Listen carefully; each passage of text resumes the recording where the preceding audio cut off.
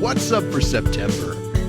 Venus returns to the morning sky, the harvest moon, and in search of zodiacal light. After brightening our evening skies for most of this year, Venus has now switched over to being a morning sky object. Look for the superheated, cloud-covered planet as a bright beacon in the eastern sky before sunrise throughout the month.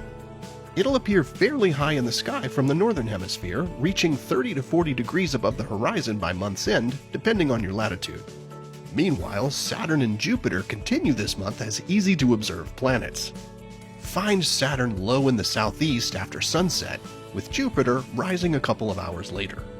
Saturn then sets a couple of hours before sunrise, leaving Jupiter to rule the sky on its own until the sun comes up. You'll find Jupiter together with the moon high in the southwest before dawn on September 4th. The full moon on September 29th will be the fourth and final supermoon of the year. As we mentioned in last month's video, supermoons are full moons that occur when the moon is near the closest point in its orbit around Earth. This month's full moon is also known as the harvest moon, being the closest full moon to the September equinox. This is around the time when lots of crops in the northern hemisphere reach their peak. The harvest moon provides a few days of bright moonlight right after sunset, which traditionally helped farmers have a bit more time to bring in their crops in advance of the first frost.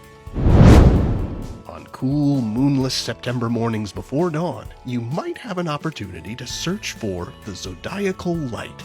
It's a triangular or cone-shaped pillar of faint light that stretches upward from the horizon, and it's easiest to observe around the time of the equinoxes in March and September. The zodiacal light is sunlight reflecting off of an interplanetary dust cloud. This dust fills the inner solar system out to the inner fringes of the main asteroid belt just past Mars.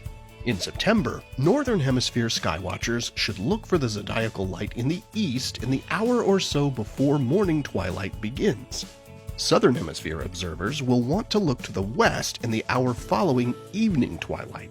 Relatively dark skies give you the best chance to observe it, and the moon will be absent from pre-dawn skies during the latter half of September, making zodiacal light easier to spot north of the equator during that time. Now, most of this dust orbits the sun in the same plane as the planets do, so it's like looking out into the disk of the solar system. It's thought to have several potential sources, including comets, the planet Mars, and asteroids. And speaking of asteroids, we'll soon have opportunities to study one here on Earth when NASA's OSIRIS-REx mission delivers its samples from asteroid Bennu this month. The OSIRIS-REx spacecraft collected a sample of rocks and dust from the surface of the near-Earth asteroid in 2020, and it's now approaching Earth to return them for study. As it nears Earth, the spacecraft will release its sample return capsule, which will land in Utah on September 24th. Here are the phases of the moon for September. Stay up to date with all of NASA's missions to explore the solar system and beyond at nasa.gov. I'm Preston Dykes from NASA's Jet Propulsion Laboratory, and that's what's up for this month.